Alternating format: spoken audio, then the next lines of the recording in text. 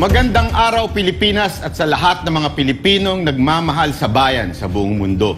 Welcome sa pinakaabangang programa ng taon, ang Sukatan, the SMNI Senatorial Interview. Karapat dapat ka ba?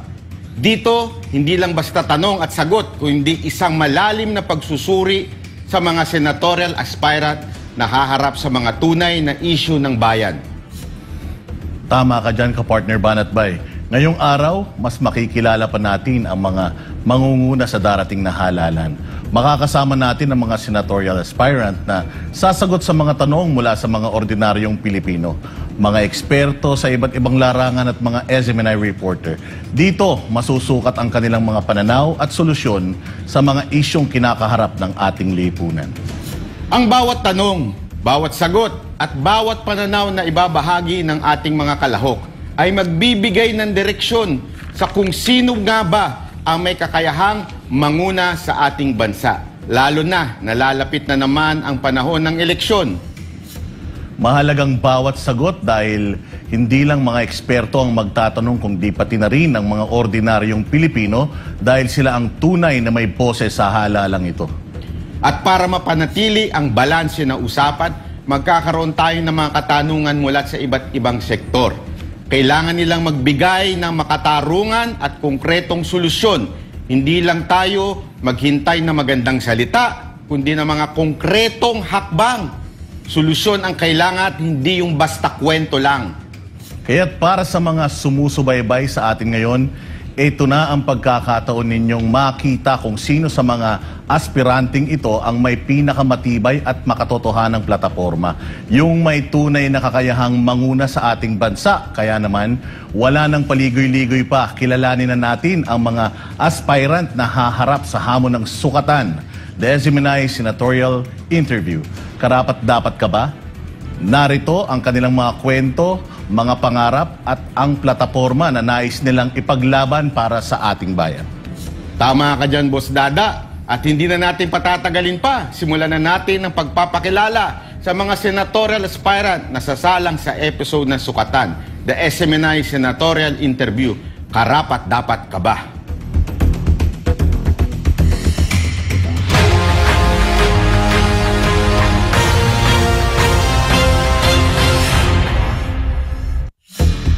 Nagtapos ng pre-medicine course sa Ateneo de Davao, naging National Security Advisor at Defense Secretary noong Arroyo Administration, kung saan pinangunahan ang usaping pangkapayapaan sa pagitan ng gobyerno at ng mga rebelde.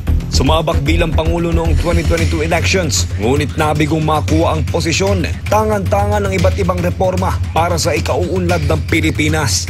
Susubukan muli sumabak sa national position. Mula sa Partido Demokratiko Sosyalista ng Pilipinas, tumatakbong Senador Lorberto Borja Gonzales. Isang abogado at propesor, nagtapos ng abogasya mula sa University of Santo Tomas. Hinubog ng karanasan sa pagtuturo at aktibong pakikilahok sa mga usaping pampolitika at legal sa bansa. Noong 2019, sinubukang tumakbong senador, ngunit nabigo. At ngayong eleksyon, susubukan muli sumabak para maging mambabatas. Tumatakbong senador bilang independent candidate, Attorney Angelo de Alban.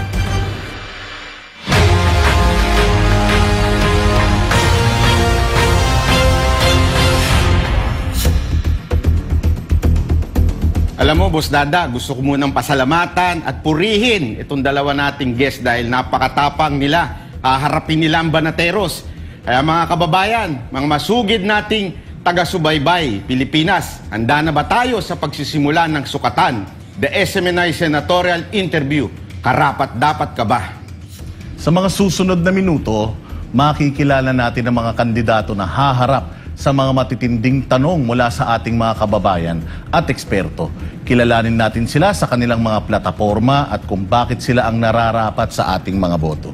At ngayon, magsisimula na tayo sa pinakamahalagang bahagi ng programa. Bawat kandidato ay may 2 minuto para ipaliwanag at 3 sa prioridad nilang plataporma.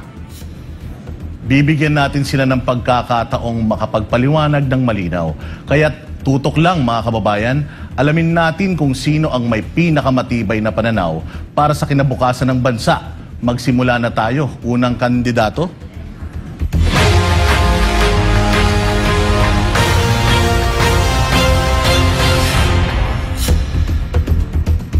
Unang senatorial aspirant na magbibigay ng kanyang top 3 priority platform ay si former Defense Secretary Noberto Gonzales. 2 minuto po ang ibibigay sa inyo para dito.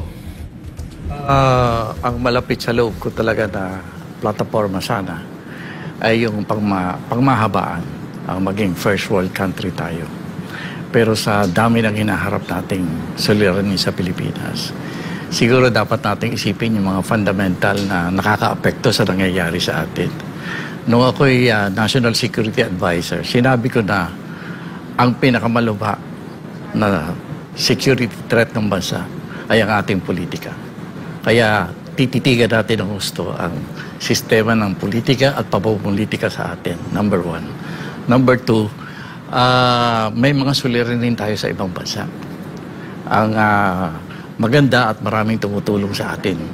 Katulad ng Hapon, South Korea, Amerika, tinutulungan tayo sa ating mga security problems na nangyayari sa ating mga kapitbahay. Pero ang gusto ko sanang makita, ano naman ang ating gagawin kung iwanan tayo ng ating mga kaibigan? Anong klaseng defense policy ang ating titingnan? Yan ang aking pangalawang tinitingnan. At sa hirap ng buhay ngayon, yung pangatlo, yung food security, ang ating pagkain. Nakakapagtaka na sa kinahaba-haba ng ating eksperyensya sa pagtatanim ng mga pagkain kailangan natin, bakit puro importation ang ginagawa natin sa kasalukuyan? Dapat sana, ang pinagpaplanuhan nating mabuti, yung mga tinatawag kong strategic crops like rice, kailangan, kung tayo dyan, kayang-kaya natin na tayo mismo ang nagpo-produce ng ganyang klase ng pagkain. So, in summary, yung politika, yung problema natin depensa at ang ating pagkain. Maraming salamat po, former Defense Secretary Gonzales. Pakinggan naman po natin ang top 3 priority platforms ni Attorney Angelo de Alban. 2 minuto po para sa inyo, Attorney. Magandang araw sa ating lahat. Ang aking number 1 ay kailangan nating itaas ang pondo ng ating husgado. Bakit? Sapagkat ang husgado lamang ang nakakapagdesisyon kung sino ang guilty sa corruption, mapapababa niya ng kriminalidad. Kung napondohan natin ng maayos ang ating husgado, bibilis ang kaso. Napakalaki ng masosolve na problema ng ating bansa kapag may tamang pondo ang husgado. Isipin ninyo, kurap ang isang tao, iimbestigahan mo, pero dahil walang pondo kulang ang pondo ng husgado, mabagal ang takbo ng kanilang operasyon. Ano mangyayari? Namamatay ang mga witnesses natin. I am a litigation lawyer, alam ko yan. So, kailangan natin pondohan ng husgado, wala sila masyadong hazard pay, yung rata nila napakababa. Second, kailangan nating amyendahan yung tinatawag nating family code. Ang family code natin, it was promulgated in 1987. Prior to that, 1950 yung civil code. Medyo may pagbabago na tayo sa ating lipunan. Kailangan natin isaalang-alang ang mga pagbabago sa ating lipunan at ipasok natin yan sa family code to institutionalize the improvement in our family, in our relation. Third, ito medyo malapit sa aking puso to sapagkat kami ay mayroong eskwelahan for special education. No? Kailangan nating i-institutionalize yung mga para sa children with special needs, yung mga binibigay natin sa kanila. Kasi bakit natin ito kailangan i-institutionalize? Kasi minsan nakakalimutan natin. No? Halimbawa, kailangan natin ibigay dyan yung mga libreng therapy at least once a week para sa mga poor children with special needs. O di kaya naman mabigyan man lang sila ng libreng developmental assessment. Kailangan natin isabatas yan para mapondohan natin yung mga ganitong klase ng proyekto. Maraming salamat po, Attorney De Alban.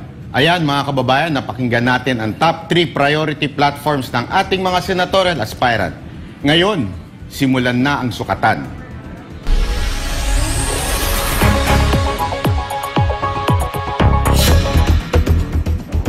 Tunghayan natin ang susunod na bahagi ng ating programa, ang Tanong ng Bayan. Ang mga tanong ay hindi lamang mula sa mga eksperto o mga kilalang tao. Kabilang rin dito ang mga katanungan at issues mula sa ating mga kababayan. mga ordinaryong tao at mga eksperto. Lahat may boses at lahat may karapatang magtanong. Muli, ipinapaalala natin sa dalawa nating guest na 2 minuto po ang ibibigay sa bawat isa. Sagutin ang mga issue o katanungan ibabato sa kanila. Tama. Magsimula tayo sa Man on the Street. Sa segment na ito, bibigyan natin ng pagkakataon ng mga ordinaryong Pilipino na magtanong at magpahayag ng kanilang saloobin. Kasi sa sukatan, naniniwala tayo na ang boses ng bawat isa mula sa malalaking syudad hanggang sa liblib na baryo ay mahalaga. Sa puntong ito, simulan na ang tanong ng bayan.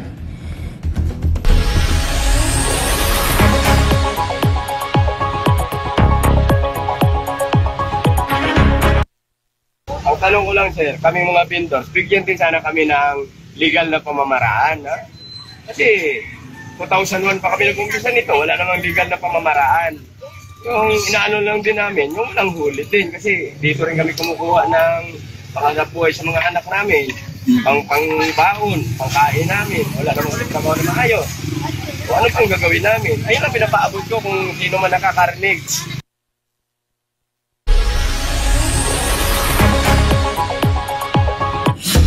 Ayan, nakuha natin ang unang tanong mula sa ating kababayan. Ano kaya ang magiging sagot ng ating senatorial aspirant? Unahin natin si Attorney Angelo de Alban. 2 minuto po para sa inyong kasagutan. Alam mo, dapat bigyan natin ng pagkakataon ng mga nasa micro and small businesses na sila ay umangat. So dapat gumawa tayo ng mga batas na makakatulong sa kanila. Kailangan natin silang himukin na maipasok from being informal economy, papasok natin sila para makapagbigay din sila ng buwis kahit papano o bigyan natin sila ng insentibo. Kasi kapag nararamdaman nila na sila ay parte ng ekonomiya, gaganahan silang kumita. Bigyan din natin sila ng pagkakataon na ma-educate sila on how to properly run their business. Ang mahirap kasi dito is masyado natin silang binabaliwala sapagkat maliliit lamang ang kanilang kontribusyon sa ekonomiya. Ito nga yung sinasabi nila, kung humihingi sila ng tulong kung papaano sila aangat sa buhay, bigyan natin sila ng pagkakataon, bigyan natin sila ng proper training, how to run their businesses, bigyan natin sila ng proper training kung ano ang gagawin nila kapag sila yung kumita. Financial literacy para sa lahat. Salamat po, Attorney de Alban. Ngayon naman, tunghayan natin ang sagot ni former Defense Secretary Gonzales. 2 minuto rin po para sa inyo, Secretary. Alam mo, yung titingnan natin ang sistema ng ating ekonomiya, ang akala natin, kapag yumayaman ang mayaman, yayaman din ang ating bansa. Ang ibig sabihin, gaganda ang buhay ng lahat. Pero hanggang ngayon, nakikita natin na payaman ng payaman ang ating mga mayayaman, hindi naman gumaganda ang buhay ng mga ordinaryong mamamayan. Ang kailangan siguro, pantayin natin ang oportunidad na makapaghanap buhay, makapagnegosyo at makatulong sa engine of economic growth sa bansa natin. Kung ako ang papalarin, maglagawa tayo ng isang napakalaking pondo para yung capital use. No? Hindi lang mayayaman ang may kapital. Pati ang mga maliliit, dapat magkameron. Naniniwala ako na yung entrepreneurial spirit ng nakakarami nating mga may hirap at mga ordinaryong mamamayan, yan ang higit na makapagpapataas ng ekonomiya ng bansa. Kaya ang malaking kapital, ibibigay natin dyan. Unang tanong pa lamang po yan mula sa ordinaryong mamamayan na si Juan de la Cruz. Sa totoo lang, marami tayong nakukuhang tanong at issues mula sa ating mga kababayan na gusto nilang ipaabot sa ating mga senatorial aspirants.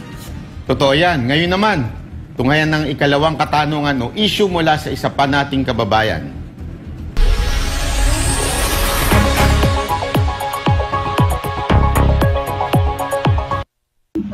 Ano ang gagawin ninyo para maiwasan ang pang-aabuso sa kapangyarihan ng mga opisyales ng gobyerno sa pagpapatupad ng batas?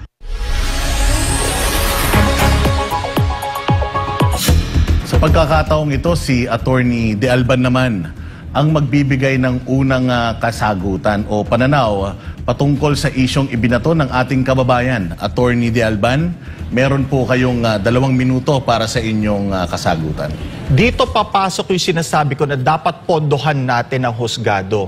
Bakit? Kasi kapag may corruption, may pang-aabuso, at meron namang witnesses and pieces of evidence ng corruption and abuses on any part of the government, kailangan kasuhan natin itong mga ito. At kapag merong sapat na pondo ang husgado, mabilis at maganda ang kanilang operasyon. Sabi ko nga po, kapag maganda ang pondo ng husgado, lahat yan masasagot. Corruption, babagsak yan sa husgado, no? Criminality, may pinatay, may ni-rape, kakasuhan mo yan. Pag may problema ka sa pamilya, husgado na naman ho ang magdidesisyon yan. Kung hindi ho maganda ang pondo ng husgado, maaapektuhan ho ang kanilang operation. Makikita nyo naman ho sa bagong budget natin, almost 1% lamang ang budget ng husgado. Bakit ho? Hindi ho ba sa law school pa lang ho o kahit sa graduate sa college, natututunan natin ang judiciary ay third equal branch of the government. Pero bakit ang kanilang pondo ay 1% ho lamang? Lumalabas parang nasa 63 billion. Samantalang ang infrastructure natin ay halos 1 trillion. Paano kapag may corruption pagdating sa infrastructure building? Saan mo ididemanda yung mga yan? So kung may pang-aabuso sa anumang hanay ng gobyerno, dapat kasuhan natin itong mga opisyalis na ito. Kung meron man dyan negligence, kasuhan din natin yan. Meron tayong tinatawag na malfeasance, misfeasance, no? So dapat non-feasance, kailangan kasuhan natin yan sa husgado at husgado lang ho ang makakapagdesisyon. Lahat ho ng investigasyon sa Senado, sa Police, sa NBI, lahat ho yan babagsak sa husgado. Kaya dapat may tamang pondo ang husgado. Attorney De Alban, may follow-up question lang ako. Kasi sinasabi niyong paulit-ulit na dagdagan ang budget ng husgado. Yes. Ang problema, ang nagbibigay ng budget sa husgado ay ang Kongreso. Yes. So doon pumapasok ang pang-aabuso. Pag ang kalaban na ay mga mambabatas natin, hindi na ho ito mapalagan ng ilan nating mga husgado. Ano kaya ang magandang solusyon dito na hindi ma-impluensyahan ng mga mambabatas ang husgado? Hindi naman talaga nai-impluensyahan. Ako ay isang litigation lawyer. No? In fairness sa ating mga judges, hindi naman sila nai-impluensyahan. Siguro merong perception. Kasi bakit? Kulang nga ho sa pondo. Ang mga husgado natin, sabihin na nating nakatira sila sa City Hall ng Maynila, sa City Hall ng Pasay, kaya may perception na parang sila ay nalalapitan ng mga nasa posisyon. Kaya nga ho may problema na dapat may pondo ang husgado para makapagpatayo ho sila ng building, meron ho silang sarili nilang infrastructure, equipment, para mawala yung perception na nalalapitan ho sila ng mga tao na nasa posisyon. Ako po, sa aking practice sa litigation, hindi pa ho ako nakakakita ng isang judge o nakakarinig na, nilapitan ni Senator ganito, ganyan, at tapos sasabihin ay acquitted pala. Wala po kasi ito'y mere perception lamang. Salamat po, Attorney De Alban. Ngayon, bigyan naman natin ng pagkakataon si former Defense Secretary Gonzales. Ako, dalawang bagay lang naman Una, kailangan importante sa ating mga kababayan na nakikita ng malinaw ang batas. Kaya kailangan siguro i-review natin yung mga batas na dapat nating tanggalin at ang mga batas na linawin natin na hindi abogado lang ang nakakaintindi kapag ipinapaliwanag natin sa ating mga kababayan. That's number 1. Number 2, medyo naniniwala ako na yung corruption umabot na rin sa ating justice system. Inaabot na rin yan. I'm sorry to say this. Pero nakikita din natin yan sa ating husgado. Napapakialaman din ang mga desisyon ng ating hustisya. At tama, yung ating mga politiko, masasabi ko, based on experience, based on when I was in office, talagang napapakialaman ang mga kaso natin sa hustisya. Kaya para bang maiugnay natin ito sa kabulukan ng ating pagpamumulitika at politika, nakokontrol ng ating political system, pati ang ating judicial system. Kailangan talaga major repair ang ating politika Dahil dyan nag-uugat ang korupsyon at dyan din nag-uugat ang pag-abuso ng power natin na kung minsan nababaligtad pa. Kung sinong may kasalanan ay nakakalaya at ang walang sala ay nakukulong. May follow-up question po ako para sa inyo pong dalawa. Bibigyan ko po kayo ng 2 minuto na sagutin ng bawat tanong na ito. Naniniwala po ba kayo na merong abuse of power na nangyari doon sa KOJC siege? Secretary? Ay, malinaw naman yun, no? Na inabuso ang police powers doon. Ngayon lang ako nakakita na batalyon ang pumapasok na puwersa, no? At tinatakot. So, nakikita natin na biglang umira lang partisan politics sa nangyari sa Davao. Mukhang gustong pabagsakin ang nangungunang pamilya politikal sa Davao. Naniniwala ako doon. Maraming salamat. Kayo po, attorney. Bilang abogado, gusto ko sana magbigay ng aking personal na pananaw. Ngunit ako ay limited ng rules ng Supreme Court na kung sakasakali ang isang kaso ay nasa korte na, ay hindi po ako maaaring makapagbigay ng personal na opinyon. Kaya ipagpaumanhin ho ninyo at kung anuman po ang aking personal na pananaw, hindi ko po siya maaaring ma-discuss. Dahil meron po siyang tumatakbong kaso ngayon. Maraming salamat po, Attorney De Alban and Secretary Gonzales. Nakita niyo naman, hindi lang mga eksperto at mga lider ang may karapatang magbigay ng kanilang opinyon, kundi pati ang mga karaniwang Pilipino, ang mga nagtataguyod ng ating bansa araw-araw. Masyado nang mapagbasid ang ating mga kababayan ngayon. Alam nila ang bawat ganap sa ating lipunan, kaya't walang nakakalusot sa kanila. Nagsisimula pa lang tayo pero ramdam na dito sa studio ang tila init na mga tanong ni Juan de la Cruz at mga sagot ng ating mga senatorial aspirant sa iba't ibang issue. Sa puntong ito, tungayan natin ang susunod na bahagi ng ating kapanapanabik na programa.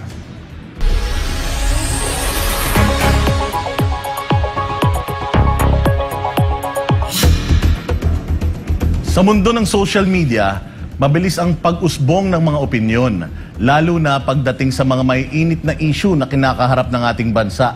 Hindi lang sa mga balita at eksperto natin naririnig ang mga pananaw, kundi pati na rin sa mga komento ng ating mga kababayan online o mas kilala bilang netizens. At ngayon, kumuha tayo ng ilan sa mga komentong ipinost ng netizen patungkol sa iba't ibang issue.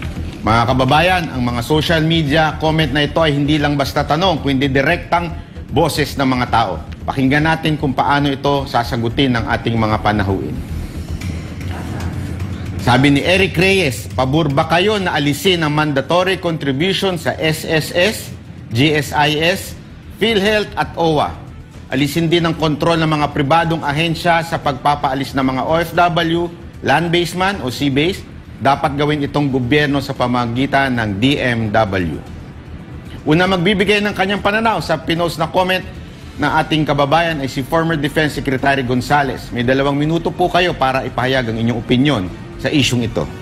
Ay ako, yung pagkuha ng kontribusyon galing sa ating mga kababayan, ay hindi naman pwedeng alisin yan.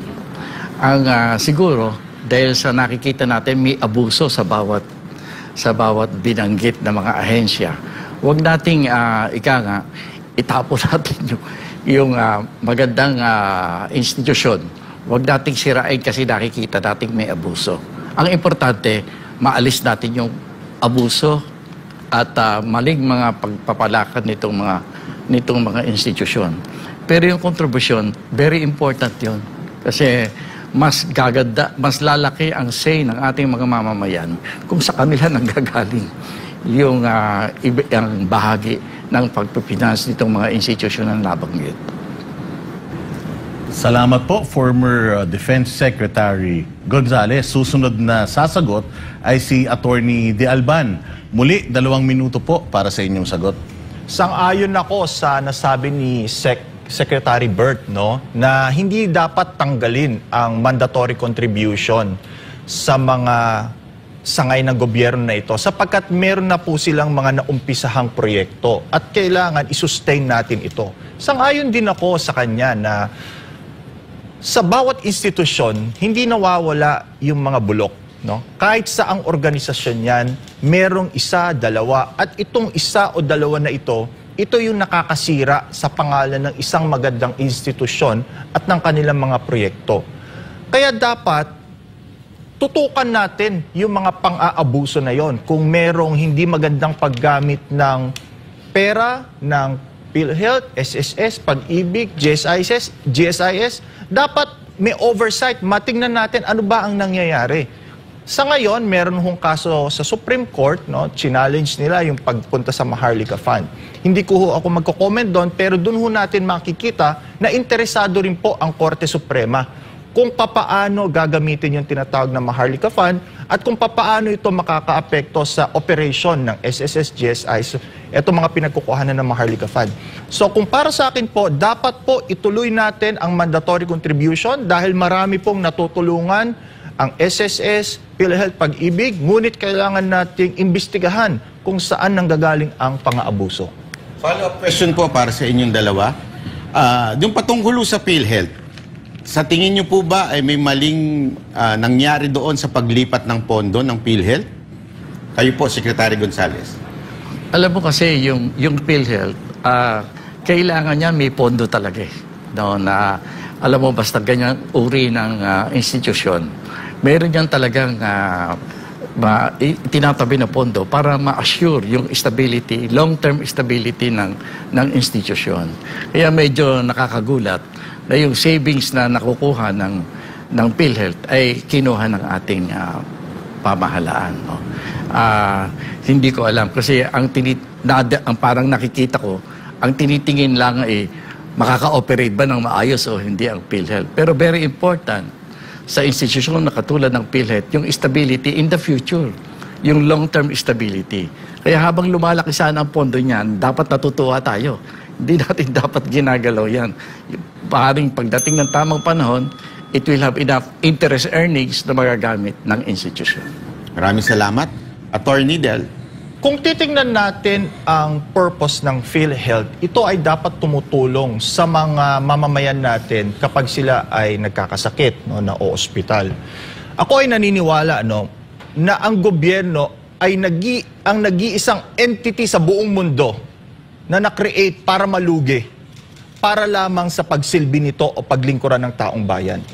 Ang gobyerno, hindi dapat yan kumikita at the expense ng tao. Sa totoo nga, dapat nga nalulugi ang gobyerno sa paglilingkod sa bayan. Kung ang PhilHealth ay may naitagong pera, dapat gamitin ito dahil napakadaming taong nasa ospital, may sakit na nangangailangan ng dagdag na pondo. Napakahirap po na magkasakit. Kaya dapat kung meron mang excess fund, ito ay dapat gamitin para dun sa mga contributors na tinatawag.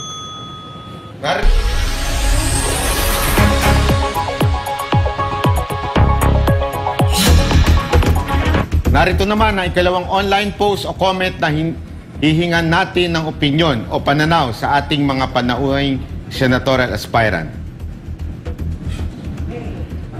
Mula kay Tarzan Martinez, kung ikaw ay mahalal, susuportahan mo ba ang gawing mandatory and transparency sa lahat ng gastos sa gobyerno?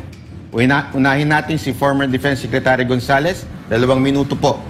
Siyempre, napakaganda yung transparency.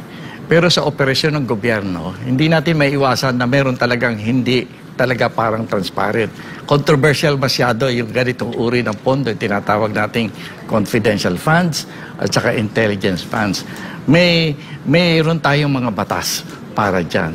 Yan ay mukhang hindi transparent. Ang ibig sabihin lang natin yan, pinagtitiwalaan natin ang particular agency na talagang nararapat na mag-monitor niyan. Ang nangyayari nga lamang, kaya siguro sabi natin lahat transparent. Alam mo, may mga operation ng gobyerno na hindi talaga pwedeng transparent. Nakakailangan ng intelligence at saka confidential funds. Kaya lang, ang nangyari sa atin, mukhang namin misunderstand yan ngayon. No? Ginagamit na political weapon para manira ng mga ilang leader natin ng bansa. So, okay, transparency is the rule talaga. Pero may exceptions. Ang exceptions, yung tinatawag nating intelligence at saka confidential funds. So follow-up question lang po, Secretary. So sa tingin niyo po ay mali ang pag-usisa ng Kamara sa confidential funds ni VP Sara Duterte? Well, kasi hindi ko alam dahil may proseso ang pag-examine ng confidential funds. Dapat yan yung proper authority ang sinusunod. For example, ang alam ko, yung confidential at saka intelligence fund, ina-account yan, nililigay sa isang sekretong sobre at hindi na deposito. In the absence of a court order, hindi pwedeng buksan yan. Salamat po, Secretary Gonzales. Ngayon naman, hinga naman natin ng sagot si Attorney De Alban. 2 minuto po para sa inyo, Attorney. 100% suportado tayo na dapat magkaroon ng transparency sa gastusin sa gobyerno sapagkat pera ng taong bayan yan Hindi naman napakadaling kumita ng pera ngayon. Lalo na kung legal lang iyong pamamaraan, napakahirap kumita ng pera. Yung ibang tao natatraffic, napupuyat, tapos kakaltasan ka pa. Kaya dapat meron talagang transparency. Pero naniniwala din naman ako kay Secretary Bert at sumasang-ayon ako na may mga gastusin ng gobyerno na hindi mo pwedeng i-divulge, hindi mo pwedeng i-reveal kung sino o kung saan mo ginastos. Kaya nga po tayo may tinatag na confidential funds. At naniniwala din ako sa kapangyarihan ng COA na mag-audit sila kung ano man yung ginastos ng ating gobyerno at kung ano ang kanilang finding, qualified, unqualified. Dapat natin silang paniwalaan kasi ang COA ay constitutional commission. Napakahalaga po na magkaroon tayo ng auditing para malaman natin kung saan pumunta ang ating pera. Kung may tiwala tayo sa COA, dapat nating pagtiwalaan ng kanilang findings. Ngayon, kung meron naman pong aligasyon ng pagdispalko o hindi tamang paggastos, ay nandyan naman po ang ombudsman. Kung sakasakaling magkaroon ng problema, ang ombudsman po ang mag-iimbestiga at ang ombudsman could file a case again, sa husgado na naman po tayo, Sandigan Bayan man yan, o RTC man po yan. So dapat pagkatiwalaan po natin ang COA na sila po ang nag-iimbestiga o nag-audit kung ano man po yung ginagastos sa ating gobyerno.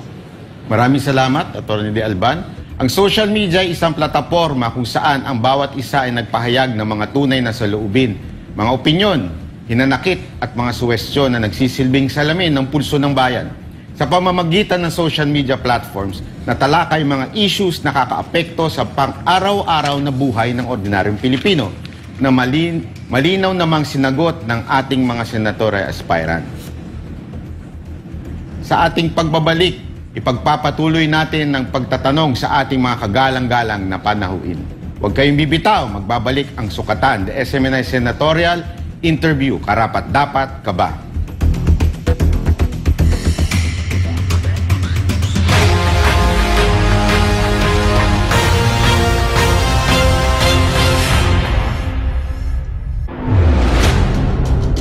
Oras na para magkaalaman. Sino ang tunay na naglilingkod para sa bayan? Sino ang totoong may plano para sa mga Pilipino? Alamin at kilatisin ang mga nais tumakbo bilang senador sa darating na 2025 midterm elections. Abangan sina Norberto Gonzales at Angelo De Alban. Sukatan, the SMNI Senatorial Interview. Karapat-dapat ka ba? Enero 19, Linggo, alas 7 hanggang alas 9 ng gabi. Dito lamang sa SMNI.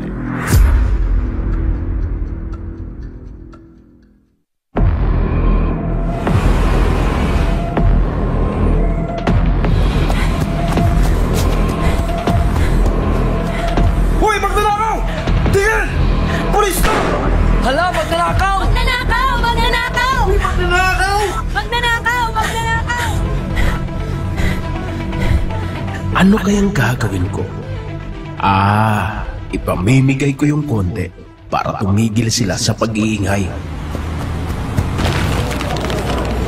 Pare, magnanakaw, namimigay ng pera. Eto ang sayo. Wow! Ang bait ng magnanakaw!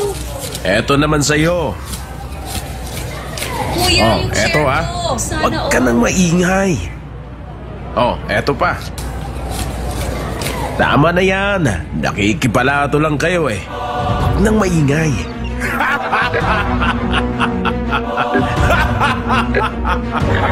Oh, di ba? Konti lang pinamigay ko, mabait na ako. Tahimik na sila. Easy. Ngayon, pwede ko na tong suluhin. Masaya ang mga tao, pero tama po ba ito?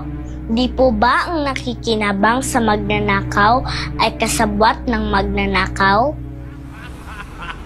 Ikaw, kinukonsenti mo ba ang legal na korupsyon?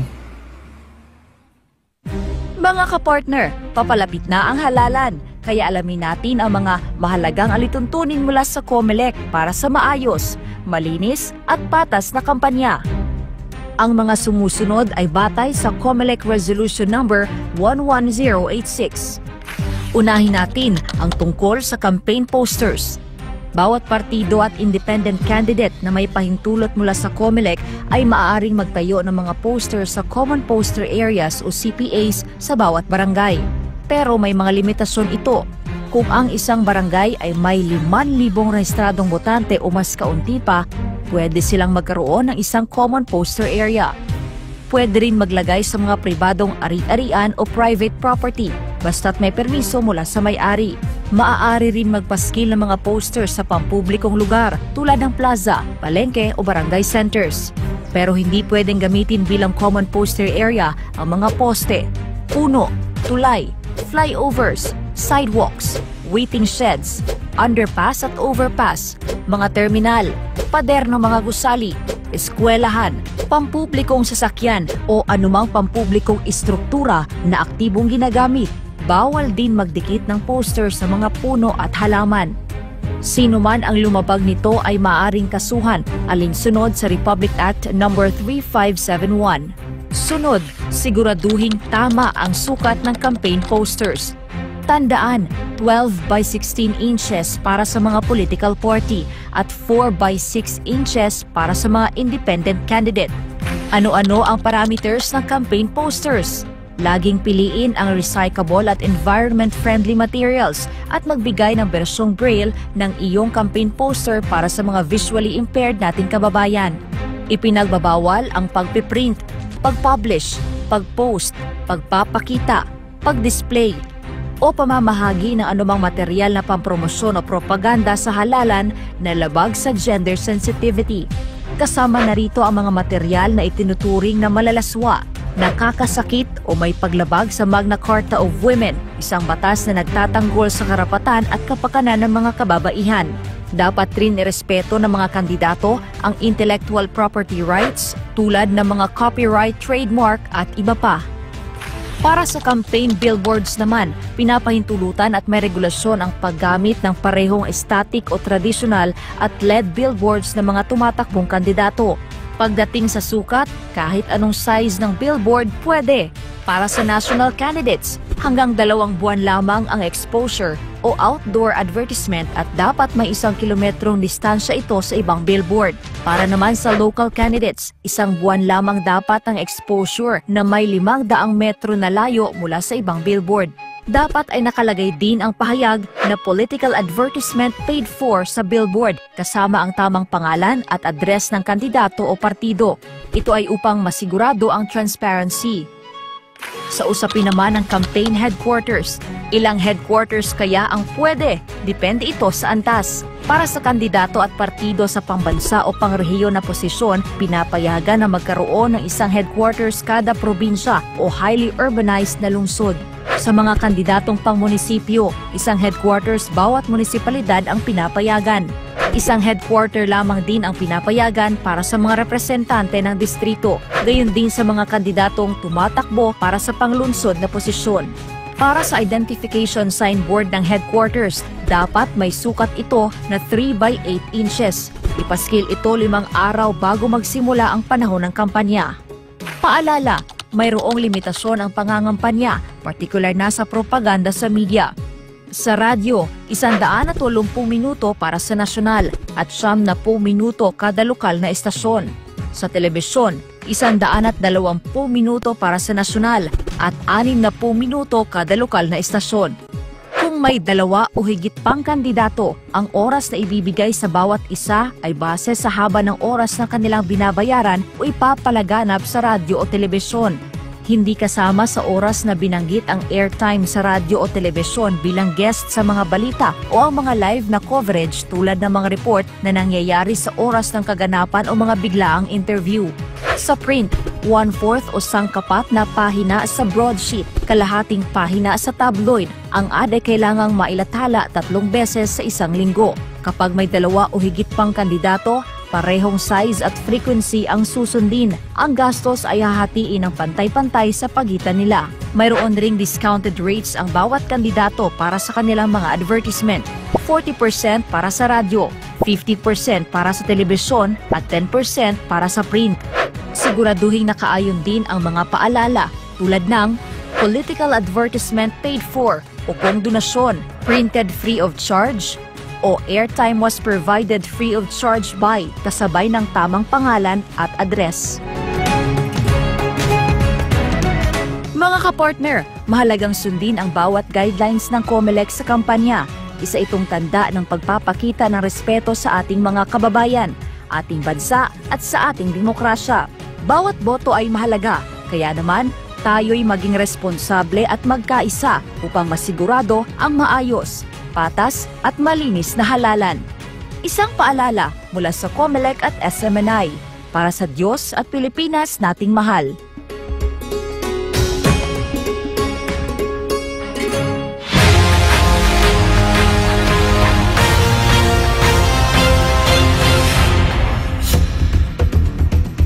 Nagbabalik po ang programang Sukatan, the SMNI Senatorial Interview. Karapat-dapat ka ba? Sa puntong ito, pakinggan naman natin ang mga tanong mula sa mga eksperto sa kanilang larangan mula sa edukasyon, kalusugan, agrikultura at iba pa. Ang mga tanong na ito ay magbibigay liwanag sa mga solusyong kailangan natin para umusad ang ating bayan. Ang unang eksperto na magtatanong sa ating mga panahuin ay walang iba kundi ang veteranong broadcaster, journalist na si Mr. Jay Sonsa. Si Ginoong Jay Sonsa ay isang graduate ng Political Science, Economics, isang guro, isang magsasaka, isang retiradong mamamahayag. Narito ang kanyang katanungan.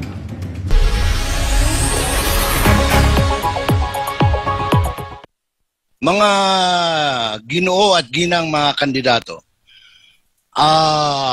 sa tingin niyo ho ba ay dapat nang i-revisit ang batas kaugnay sa dangerous drugs sa Pilipinas sa harap ng katotohanan naglipana na naman ang pagkalat ng mga bawal na gamot? Meron pong panukala na gawing o ibalik ang parusang kamatayan. Meron namang sa mga tutol ay gawing mas mahirap yung pong parusa sa kasalukuyan na lifetime imprisonment, pero gawing hindi magiging available yung presidential pardon o executive clemency. Ibig sabihin, lifetime life sentence without any hope for parole or pardon. Ano po ang posisyon nyo rito?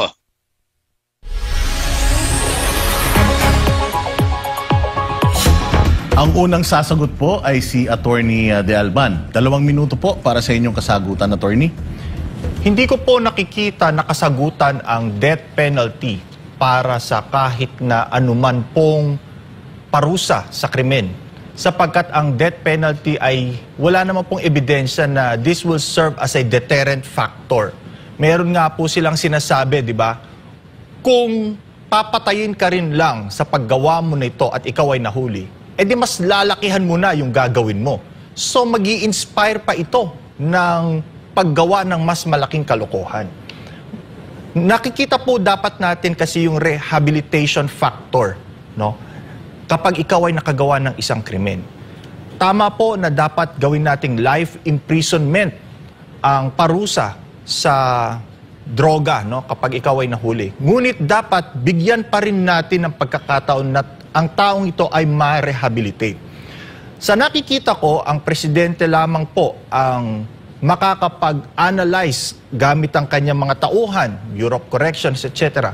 Kung ang isang tao ay eligible, no, para mabigyan ng mas maagang paglabas sa kulungan, kung siya ay na-rehabilitate na po.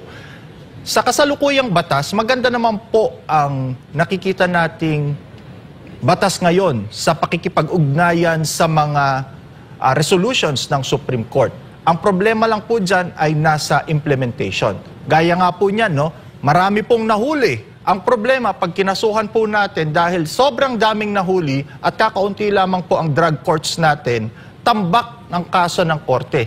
Ayan, babalik na naman po tayo dyan. Kung makagawa po tayo ng mas maraming korte, malagyan natin ng mga judges yung mga yan, mas bibilis ang kaso, magsaserve ito as deterrent factor sa mga drug drug addicts and pushers. Maraming salamat po. Pakinggan naman natin si former Defense Secretary Gonzales para sa kanyang opinion sa naturang issue. 2 minuto po para sa inyo. Sang-ayon ako kay Attorney Alban, no? Very important ang rehabilitation na iniisip din natin. Kasi nung naranasan natin, nung nakaraang administrasyon, milyon ang mga tao na natakot at kailangan din naghahanap ng rehabilitation. Kaya lang medyo hindi natin na-sustain yung bahagi na yan. Dalawa kasi ang uri ng solusyon natin solidarity natin sa droga. Una, yung mga maliliit na paggamit ng droga ng ating maraming mga kababayan. Ang nangyayari, para bang lumalabas na bahagi na ng pangangailangan ng ating mga nagtatrabaho na gumamit ng kaunting droga. Kasi nga, hindi maganda ang takbo ng ating mga batas tungkol sa labor. No? Kung bisan, nakakailangan, ang dahilan nila, kailangan lang gumamit ng droga kasi sobra-sobra ang haba ng pagtatrabaho oras. So, medyo may economic implication yan. No? Yan ang isa.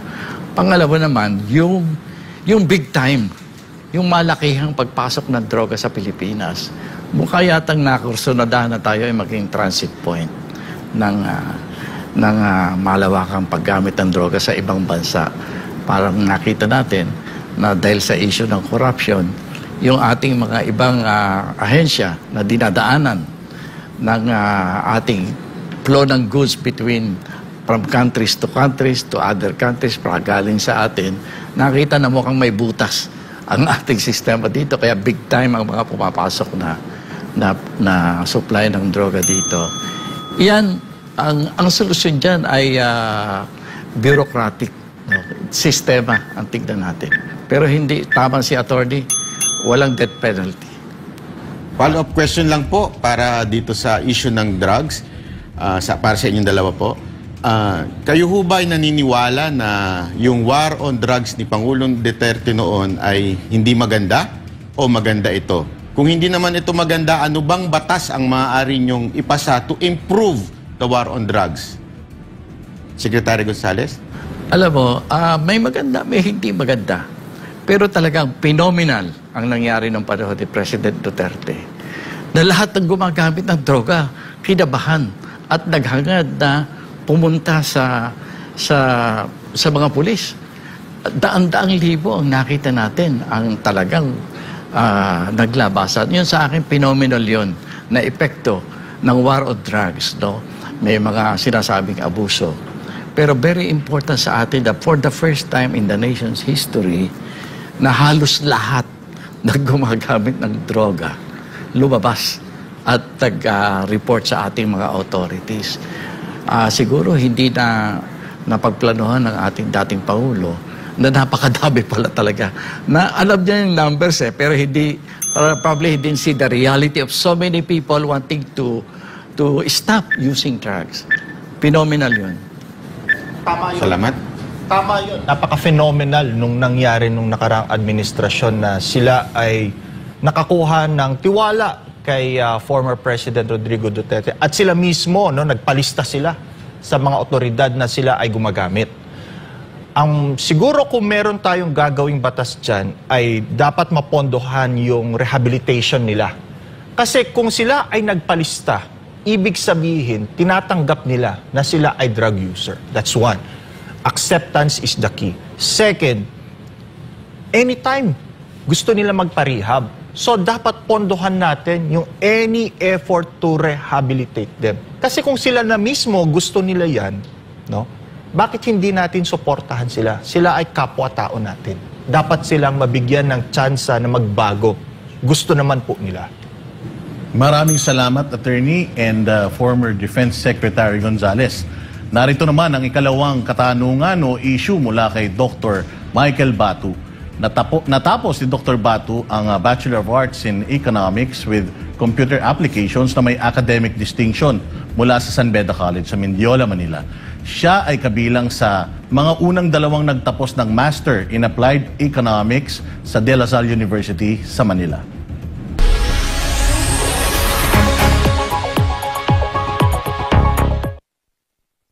Ang aking pong tanong ay tungkol po sa Maharlika Investment Fund. Ayon po sa Maharlika Investment Fund Act, ang mga senador po ay mayroong tinatawag na oversight function na kung saan po ang mga senador at kasama rin po ang mga congressman ay magbubuo po ng isang oversight committee para tingnan po kung anong nangyayari sa Maharlika Investment Fund. Sa ngayon po ay hindi natin alam kung ano po ang estado ng pondong ito, kung saan na po napunta ang investment, kung ano po ang kanilang mga plano para po sa fund na ito. Kung kayo po ay mahahalal na senador, ano po ang inyong gagawin as part of your oversight function ng Maharlika Investment Fund? At may dagdag ko rin po na meron pong suggestion ang International Monetary Fund na ibalik na po sa DBP at sa Land Bank yung perang inilagak nila sa Maharlika Investment Fund. Kayo po ba ay pabor o tutol sa suhestyon na ito ng International Monetary Fund?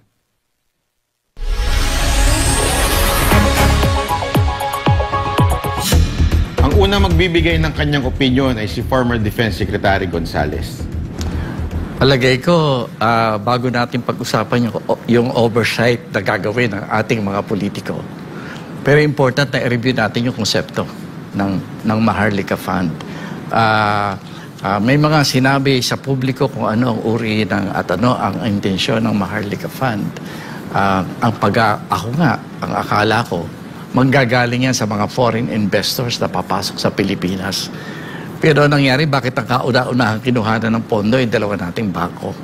At sa ngayon ay mukhang nasa alanganin at kita-kita naman natin, pati yung monetary board, pinapasoli ang pondo. Sa tingin ko, naging parang misteryoso itong Maharlika Fund eh. Ano ba talaga ang tamang intensyon niyan? Kung ako'y mahahalal, more than the oversight, simulan natin questionin. Ano ba talaga yung Maharlika Fund? No? Para kanino ba yan? Para saan yan? Sino magbibenepisyo dyan? Bakit sabi galing sa foreign investors, wala namang pumapasok na akong nadidinig na galing sa foreign funds, no? Foreign investment. Kinuha nga yung pondo pa ng ating mga institusyon at palagay ko nagkakaproblema yung mga institusyon na kinuhanan ng pera. Tama na isoli muna yan hanggat hindi naliliwanagan ng taong bayan kung para saan talaga ang Maharlika Fund. Maraming salamat, Secretary. Sunod nating pakikinggan ang pananaw ni Attorney D. Alban sa issue na ito. 2 minutes, Attorney. Ang Maharlika Fund ay ginawa para mag-invest. Ang mahirap po kasi sa investment, maaari kang malugi, no? At maaari ka rin kumita. Ang problema kasi kapag nalugi ka, pondo ng ibang sangay ng gobyerno na dapat ay taong bayan ang nakikinabang. So kung halimbawa nalugi ang ating pinag-investan, kung saan man yan, wala rin nakakaalam, no? Saan o paano natin gagawa ng paraan yung mga nawalang pera? Alam naman natin, investment yan. You can go big or you can go home. So dapat matutukan natin, no, kung ako man ay mahahalal na senador, kailangan matutukan natin saan mo ba ininvest yan. Baka naman nag-invest ka sa cryptocurrency, no? Baka naman nag-invest ka sa isang dubious o doubtful na lugar. Kasi tama si Secretary, no? Wala naman nakakaalam sa atin kung saan natin na ininvest yan.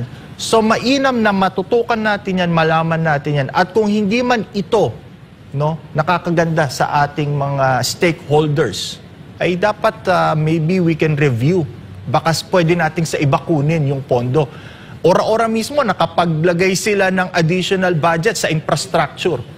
No? So bakit hindi ka na lang doon kumuha? Bakit kailangan pang kunin yung nasa Land Bank, yung nasa Bangko, yung nasa SSS, nasa PhilHealth? Bakit hindi ka kumuha sa ibang pagkukuhanan mo at hindi doon sa mga tao na umaasa sila na meron silang makukuha nung sila ay nag-contribute sa mga ahensya ng government na ito?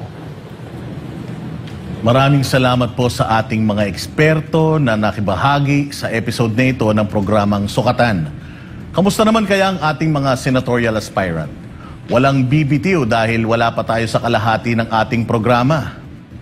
Sa totoo lang, habang pinakikinggan ko ang sagot at pananaw ng ating mga aspirante ay kasama rin akong na-excite at syempre umaasa na tutuparin nila ang mga binitawan nilang sagot o pangako para kay Juan de la Cruz. Samantala, tunghayan naman natin ang susunod na bahagi ng ating programa, ang Tapatan.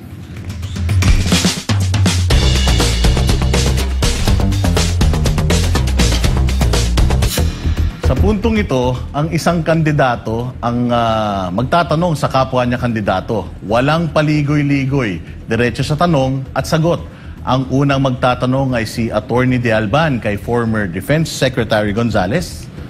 Muli po, meron po kayong tig-2 minuto at para sagutin ang mga katanungan ng kapwa aspirante. Secretary Bert, kayo po ay naging National Security Advisor at kayo rin po ay naging Defense Secretary. Napakalaga po ng patriotism, lalo na sa panahon ngayon na nangyayari sa ating West Philippine Sea, impluwensya ng Western countries. Ano po ang may bibigay ninyong advice sa mga millennials to instill and or ensure patriotism? Alam mo, umiikot ako sa mga kabataan kasi akala ko, kaming mga kabataan nung araw ay nagmamahal sa bayan at baka ako hindi na nagmamahal sa bayan yung ating mga kabataan sa kasalukuyan. Pero, very, very pleasant surprise. Ang mga kabataan natin, gusto talagang mahalin ang bayan natin. Hindi po pwedeng tanongin nila, mahal mo ba ang bayan natin o hindi? Ang sagot nila, siyempre mahal. Siguro mas magandang tanong, paano mo maipapakita yung pagmamahal na yan? Doon tayo medyo pumapasok na sinasabi natin na meron tayong, yung binagit pong problema natin, meron tayong external threat.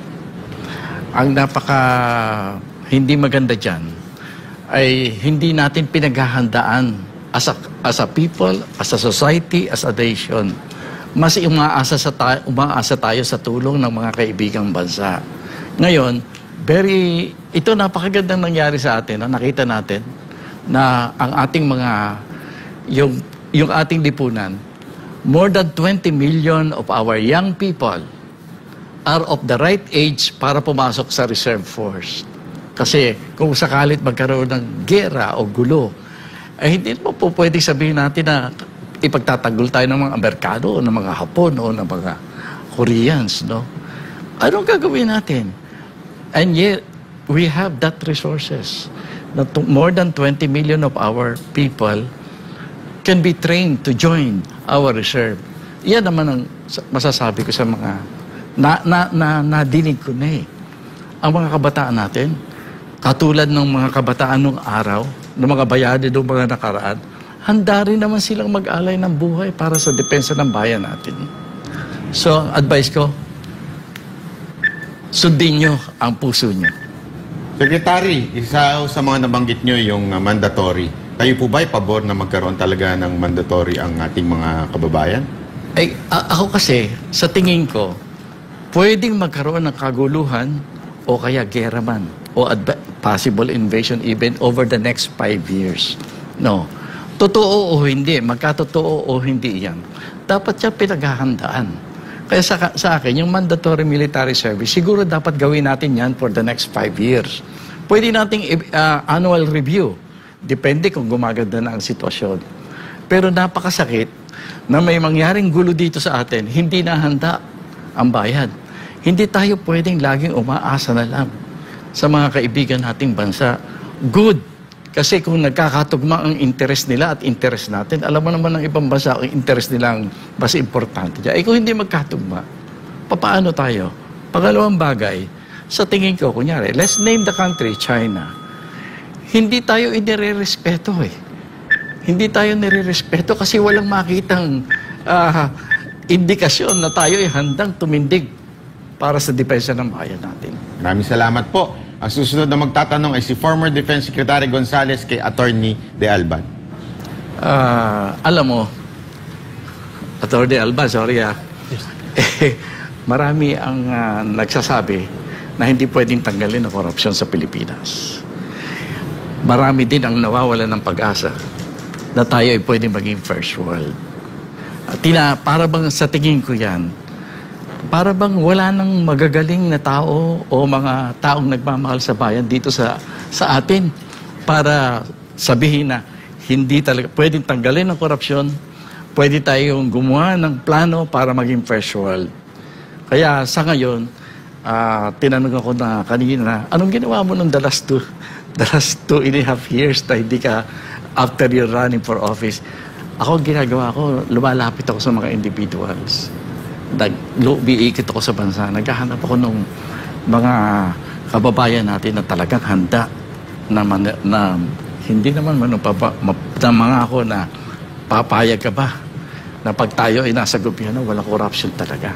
Yun ang tanong ko sa iyo. Sasali ka ba dyan? Lalabanan natin ang corruption sa gobyerno? At ikaw mismo, hindi ka magkukumit ng corruption pag nasa gobyerno ka. 100%. Ay, hindi mabuti. Nagawa ko na ho yan dahil ako po ay nasa private. No? This is my first time to go in public office. And I am offering myself. Wala pa pong natikman ng aking katawan na public funds. In other words, walang sino man makakapagsabi na ako ay corrupt. At handa akong gawin yan hanggat sa matapos ang aking termino. May kasabihan, may sabi nga pong lolo ko, no? Sabi nila, walang lasa yung pagkain mo pag pinambili mo dyan ay corruption money. Diba? Nakakawalang ganang kumain kapag galing sa korupsyon ang pera na ipinapakain mo sa'yo at sa anak mo. Kaya kung ako ay mauupo sa Senado, talagang lalabanan ko ang korupsyon at ako mismo, no, 100% I can commit myself. May kakayanan po ako, may kaalaman po ako, ayaw ko po ng korupsyon. Kaya ako nga pinopondohan ang husgado para magkaroon po ng opportunity ang tao na maidemanda ang isang taong korap at mabilis itong madidesisyonan. Husgado lang po ang kasagutan para ang korap ay makalaboso. Yan po ang aking kasagutan dyan. Salamat, Attorney Alban. Nakakataba ka ng puso. Maraming salamat po, pero may follow-up question po ako. Alam naman ho natin, lahat ng politiko, yan ang pangako. Hindi sila magiging korap. Pero ang tanong, handa po ba kayo bilang senador kung sakasakali na buksan ang inyong record at hindi tumanggap ng kahit na anong form of pork barrel sa Senado? Yes. Why? Because as a senator, ang puhunan namin ay laway. Gagawa kami ng batas. So, kailangan namin makipag-usap sa tao. Hindi ko naman kailangan ng pork barrel dyan. Isa akong guro. Nakikisalamuha ako sa mga estudyante ko galing sa iba't ibang sektor ng lipunan. That alone, UST alone can give me the data that I need. I am also a lawyer. Marami tayong kliyente. That alone would give me a data that I need in order to craft laws. Hindi ko kailangan ng pork barrel. Kaya kung ako man ay may luluklok, kailangan mag-data gathering tayo. Sa unang 100 days, kailangan tayo mag-data gathering social worker, sa judiciary, para makagawa tayo ng magagandang batas. Hindi natin kailangan ng pork barrel kasi unang-una sa lahat, temptasyon yan eh. Pag tumikim ka ng isa, titikim ka ng malaki.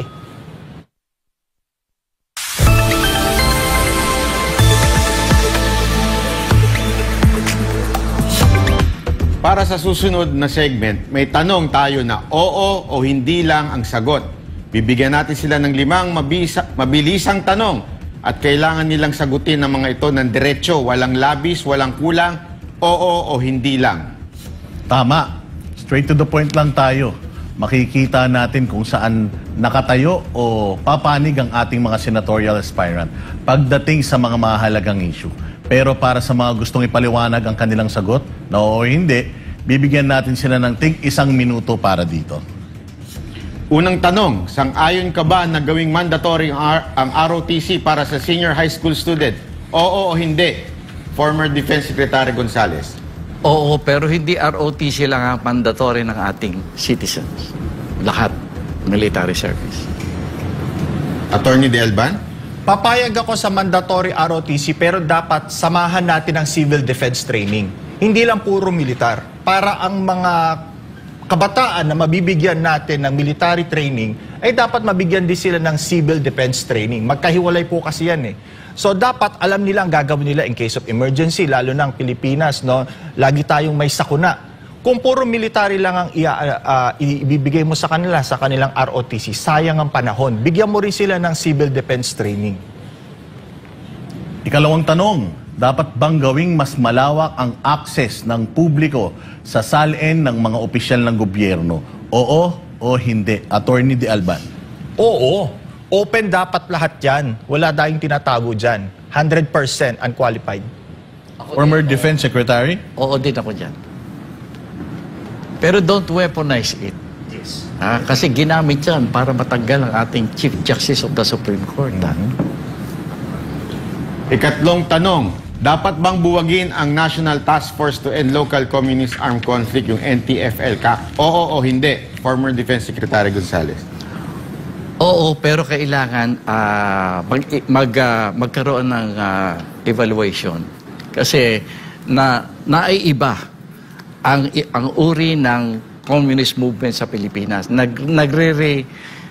Nire-reconstitute nila yung kanilang underground network.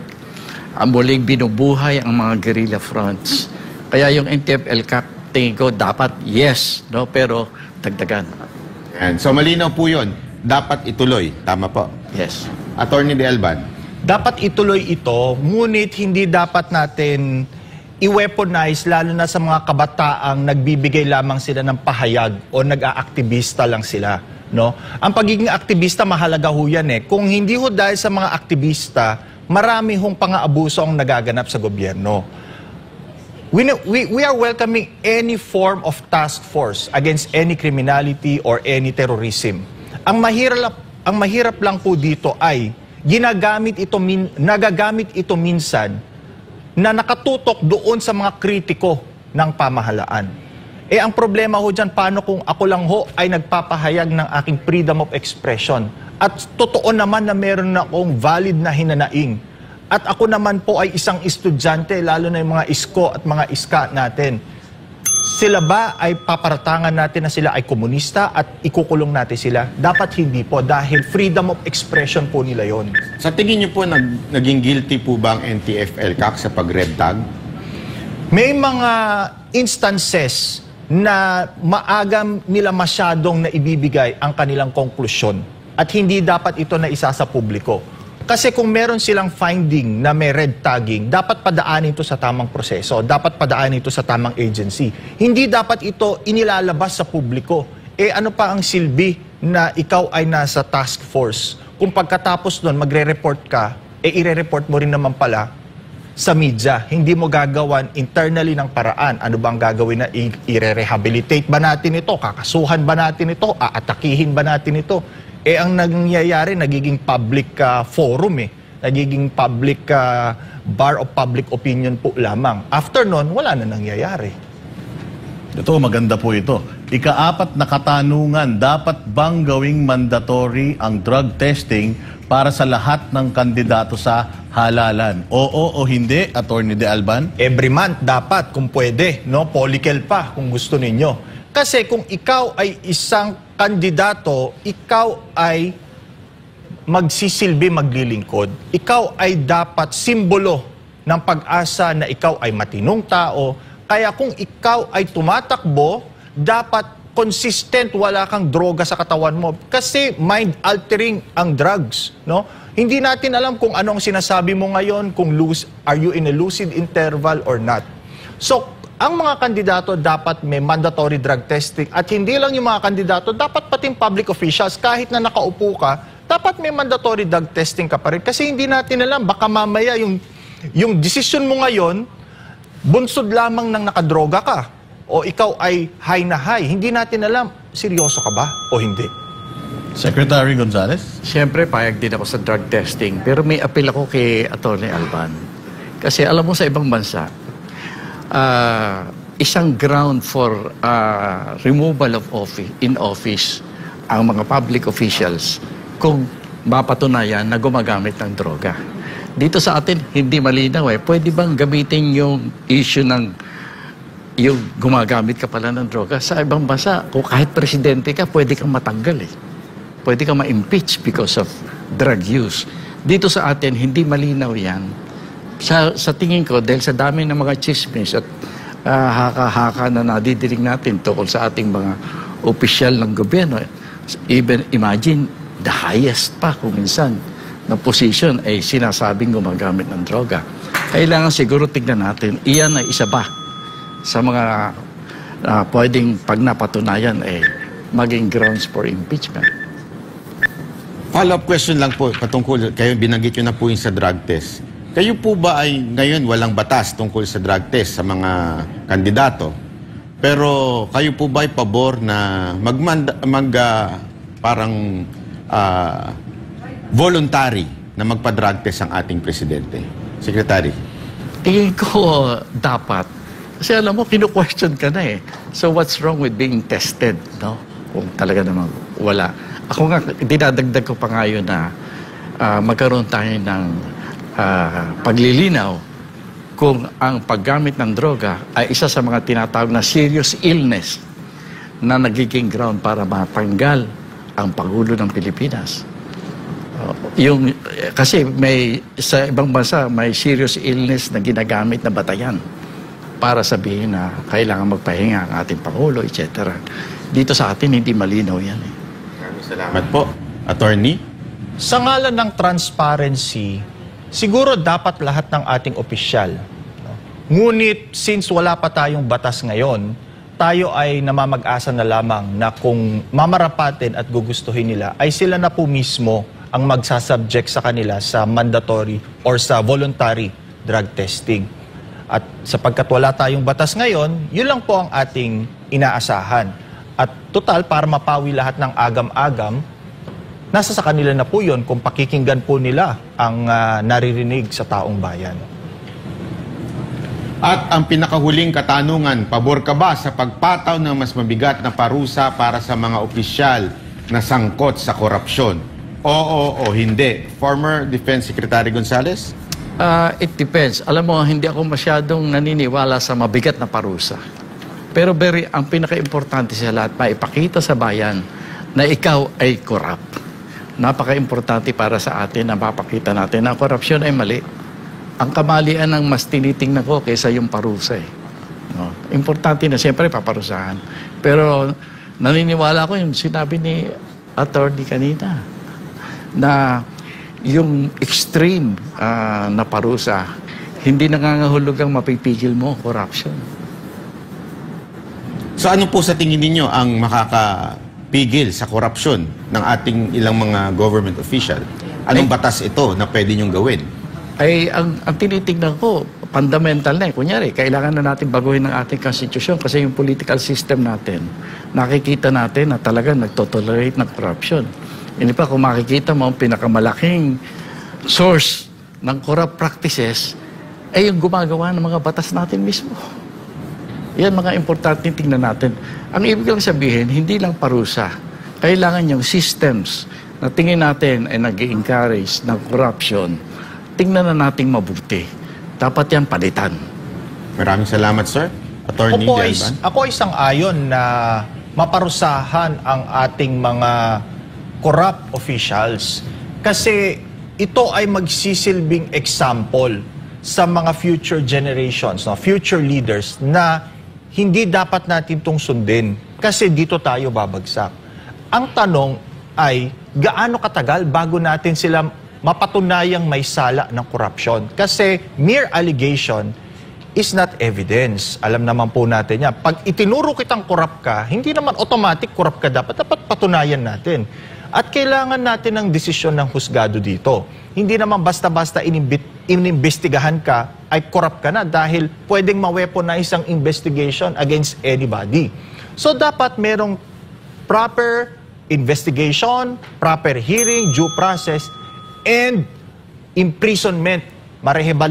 Marehabilitate sila doon para hindi na sila gayahin pa. Mag-follow-up question lang po tayo pagdating po sa korupsyon. Pakisagot po ng tigil 1 minuto. Meron po isang opisyal, dating opisyal na nagsabi na ang budget ngayong taon na ito ang isa sa isang pinakakorap na budget sa buong Pilipinas, sa kasaysayan ng Pilipinas. Naniniwala po ba kayo dito, former Secretary Gonzales? Yeah, naniniwala ako dyan. In fact nga, hindi lang pinaka-corrupt to. For the first time, ginagamit natin ang yung ating naging budget. Nag-weaponize tayo. Gagamitin natin ang budget para ibagsak ang ilang mga kalaban sa politika. Maraming salamat. Attorney Delban? Naniniwala ako na ill-advised itong budget natin. Hindi ito napag-aralan, hindi ito sang-ayon sa mabuting prinsipyo, sapagkat napakadami na dapat na pinondohan at hindi ito pinondohan. May mga bagay na pwede naman nating i-privatize, PPP, no? Bakit kailangan nating pondohan ito? Kasi alam natin na meron tayong tinatawag na SOP. So kapag galing sa gobyerno ang budget, may SOP. Pero kapag pinipipi natin yan, no, private ang magpapatakbo niyan. Mahihirapan silang kumuha ng corruption dyan. Kaya sa tingin ko, itong budget natin for 2025, ill-advised. Ill-advised talaga kasi hindi niya na-prioritize yung mga essential government services. Maraming salamat. At yan pong ilan sa pinakamainit na tanong at issues na nangangailangan ng klaro at konkretong sagot.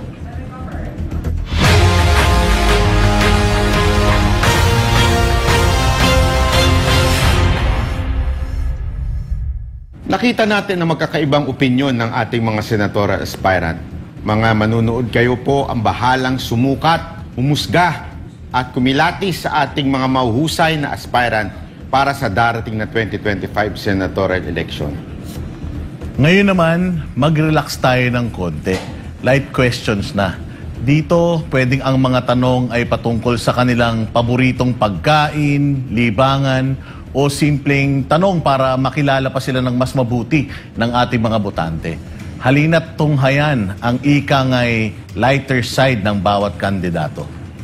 Unahin natin si former Defense Secretary Gonzales. Pilila po tayo ng isang choose one. Ito. Una, sunrise or sunset? Sunrise. Sunrise. Ikalawa, financially secure or emotionally fulfilled? Emotionally fulfilled. Ikatlo, lead or follow? Mas maganda yung follow, madali. Kumpletuhin ang pahayag. Magaling ako sa blank, pero hindi ako magaling sa blank. Magaling akong gumastos ng pera, pero hindi ako magaling kumita. Salamat, Secretary. Ngayon naman, para kay Attorney De Alban, choose one. Una, invest or spend? Mukhang spend kasi ako ang gumagastos sa sarili kong kampanya eh. Pangalawa, Bee Gees or The Beatles? Beatles, syempre. Ikatlo, work hard or work smart? Work smart. Work smart. Kumpletuhin ang pahayag. Magaling ako sa blank, pero hindi ako magaling sa blank. Magaling akong magluto kaysa sa asawa ko, pero mas magaling siya sa mga anak ko.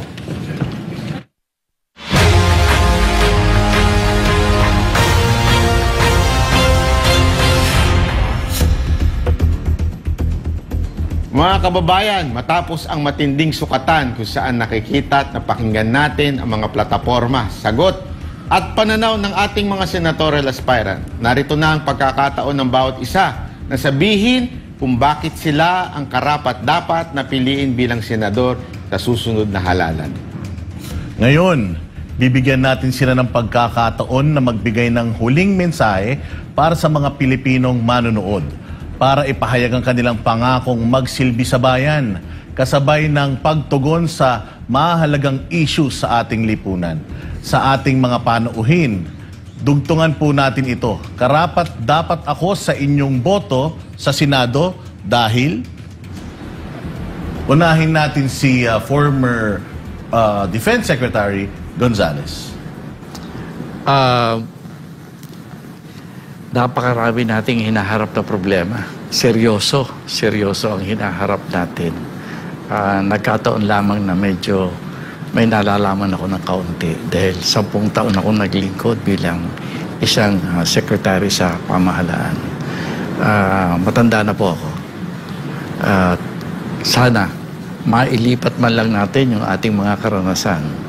Kaya kung ako'y dadalhin nyo sa Senado, yun po ang gagawin ko. Maglilipat po tayo ng ating nalalaman tungkol sa gobyerno, tungkol sa pag-aalis ng ilang mga talagang nakakalungkot na mga problema tulad ng korupsyon. Salamat po. Doon po si Attorney De Alban. May 2 minuto po kayo. Dadalhin ko po sa Senado ang aking kakayahan at kaalaman. Ako po ay teacher sa University of Santo Tomas. Nakakahalubilo ko ho ang mga estudyante ko sa lahat ng antas, sa lahat ng sektor ng lipunan. Kayang-kaya ko po ang gagawin ko sa Senado. Alam ko po ang kanilang mga problema, ang kanilang mga hinanaing. Nandyan na rin po yung problema sa tuition, nandyan na rin po yung problema sa trabaho, nandyan na rin po yung problema sa pamilya, sa mga ari-arian. Bilang abogado, ang aking kaalaman, maibibigay ko po sa Senado sapagkat ang pagiging senador ay gumagawa ng batas. 3 po ang trabaho ng senador na wala sa iba. Una, ang paggawa ng batas. Pangalawa ay impeachment judge. Ang pagiging abogado ko, alam ko po ang rules of evidence at ia-apply po natin yan kung sakasakali man po na kakailanganin natin in the future. Pangatlo, ang mga senador lamang po ang nagra-ratify ng treaty. So, may kaalaman din po tayo sa international law, ang konsepto ng pacta sunt servanda, mga erga omnes. Alam po natin yan, kaya dapat sumunod po tayo kung meron po tayong papasukan na treaty. Itong mga kakayahan ko na to at kaalaman ko ito, willing po akong ibahagi para paglingkuran ang Pilipino sa Senado. Maraming salamat. Muli po akong nagbibigay ng paghanga sa inyo dahil kayo po ay talagang humarap ng matapang dito sa ating sukatan. Karapat-dapat ka ba? At dyan nagtatapos ang pangalawang episode ng sukatan, the SMNI Senatorial Interview. Karapat-dapat ka ba? Ang bawat sagot ay nagbigay liwanag sa mga tanong na may epekto sa ating lahat. Salamat sa mga senatorial aspirants na nagpaunlak sa ating paanyaya na maging bahagi ng mahalagang talakayin na ito. Tama, at huwag kayong bibitiw dahil ang sukatan ay magbabalik. Abangan ang mga susunod po nating episodes tuwing Sabado at Linggo, 7 p.m. hanggang 9 p.m. Dito lang sa totoong boses ng bayan, ang SMNI. Markahan na ang inyong mga kalendaryo at samahan kami muli dito lang sa Sukatan, the SMNI Senatorial Interview. Karapat-dapat ka ba?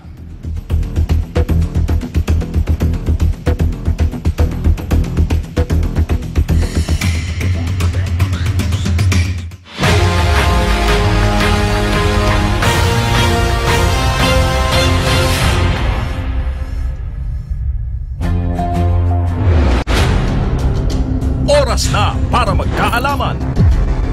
Sino ang tunay na naglilingkod para sa bayan? Sino ang totoong may plano para sa mga Pilipino? Alamin at kilatisin ang mga nais tumakbo bilang senador sa darating na 2025 midterm elections. Sukatan, the SMNI Senatorial Interview. Karapat-dapat ka ba? Tuwing Sabado at Linggo, alas 7 hanggang alas 9 ng gabi. Dito lamang sa SMNI.